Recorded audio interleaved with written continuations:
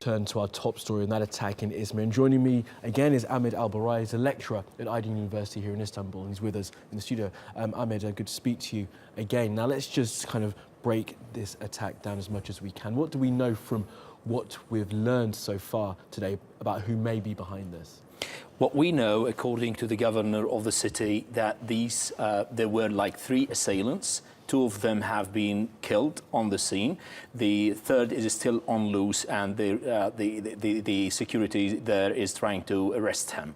And what we know is this nature of these kind of attacks. Directly, we point the finger of a blame to the Kurdistan Workers' Party. But still, we don't know. We need to wait and see the investigation. A number of people have been arrested in relation with this attack. And of course, while the finger of blame by the governor, as you say, points to the PKK, it is worth remembering that there were 20 people arrested in connection with the attack here in Istanbul, inside the very courthouse that seemed to come under attack earlier.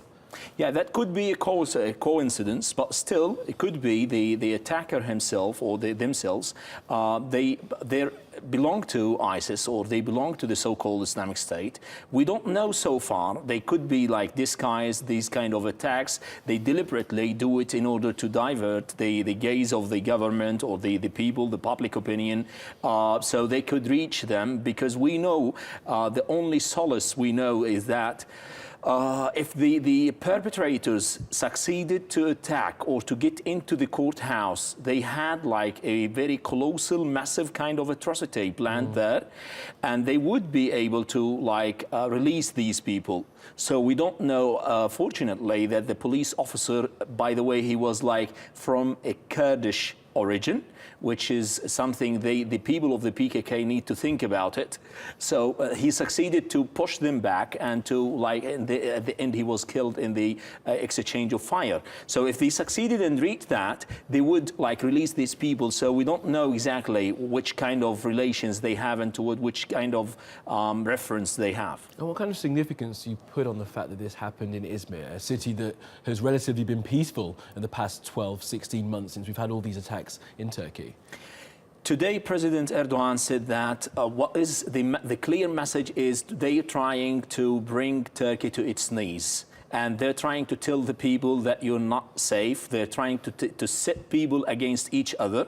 What we know about Izmir is it's mainly populated with the people who vote for the opposition party. So they're trying for the Republican People's Party, the CHP. So maybe their clear message is even Izmir, which was like far away from the terrorist attacks that happening in the main cities like Diyarbakir or Ankara, even Istanbul.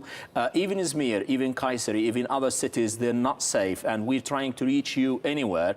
And if you look at the media now, even the international media, you feel that it is a kind of, yeah, there is a panic, there's a state of fear. The people worried, what will happen? Can we go back to the gathering? Can we go to these places? The people are wondering, can we use the metro? That's the main message they're trying to send to different parties. And that's, of course, what terrorists always try to do. But on the adverse of that, is there a chance that this actually brings people closer together? It brings more resolve amongst the populace and also among the government to try and counteract these things in whatever way they can, whether it's by fighting or just by going about your normal daily life? Definitely. For the short term, this will happen. The people will stand fast. They will like show their solidarity, their unity, and they will try to, because this is a kind of patriotism. They would see that their own country, big Turkey, is being under threat. Their big project is being jeopardized, and they will not let this happen. But for the long term, if this continues to happen and the economy is seriously affected,